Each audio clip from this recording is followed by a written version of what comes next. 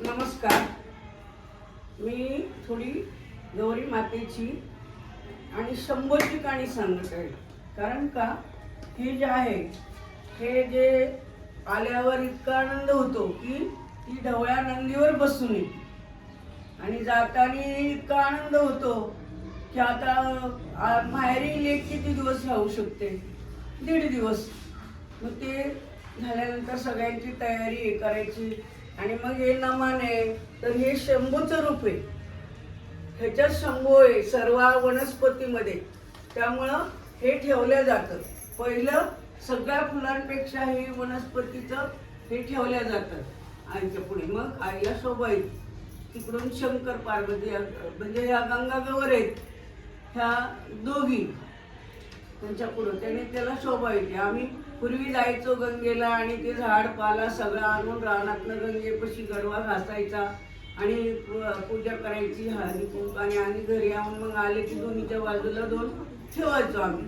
तर ते नमनाचं सगळ्यांना कुणाला माहिती नसतं. आपल्याला आपण बुके करतो, पण हे नमन तांब्यामध्ये हे ठेवतात बाबा, हे काय ठेवतात. तर मी पूर्वीपासून गावी पण करायचो, इथं पण करायचो. सगळ्या म्हणायच्या दिवाळीच्या गौरीजवळ अशी काय नसते, किती छान वनस्पती. तर हे आम्हाला गावीच माहिती होतं, आई आज्यांनी माहिती करून दिलं सासऱ्यांनी की हे नमान आहे. ते नमान कुठं असतं, गंगेला. ती या दोघी गेलेल्या असतात ती नमनाची. तर आम्ही उलट सर्वजणी जायचो, सगळे नमान घेऊन यायचो. येताना गंगेला जाताना विहिरीवरून घरी येताना गाणे म्हणायचो आणि त्या गाण्यात हे नमनाचं सगळं स्तुती करायची.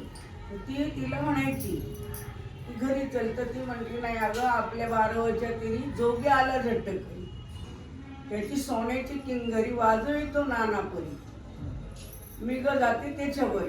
तर ती म्हणली गंगा, गौरी म्हणली अगं आई तू गंगा घरी चल, आई वडिलांचा विचार घे आणि मग तू काय जा. तर ती म्हणली नाही, आई करण्यास झाली. तरी पण ती म्हणली नाही तू चल बाई, मला आई वडील विचारते. मग त्या घरी येतात. मग ती आईला सांगते की अगं आई दोघींचं झाल्यावर मग त्या दोघी आई ऐकते गौरी, पण गंगा ऐकत नाही. गंगा निघून जाती जोग्याबरोबर, शंभूबरोबर.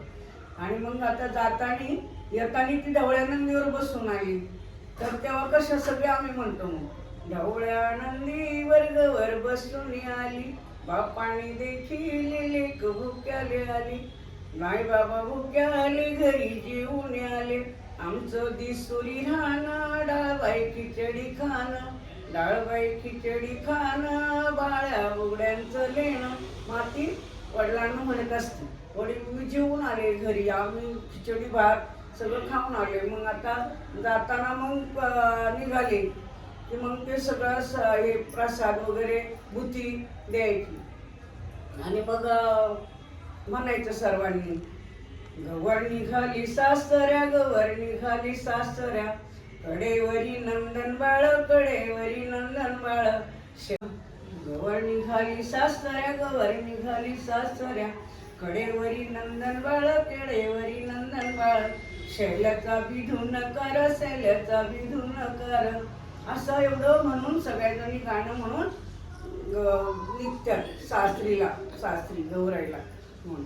मग कोण शाळेत काय बांधून देतं, कोण जातं, सगळं बरोबर आई वडील सगळे घालवायला जातात. आणि मग निरोप घेऊन परत 1.5 दिवसांनीच यायची असते पुढच्या वर्षी, कारण तिला राहायला एवढा वेळ नसतो.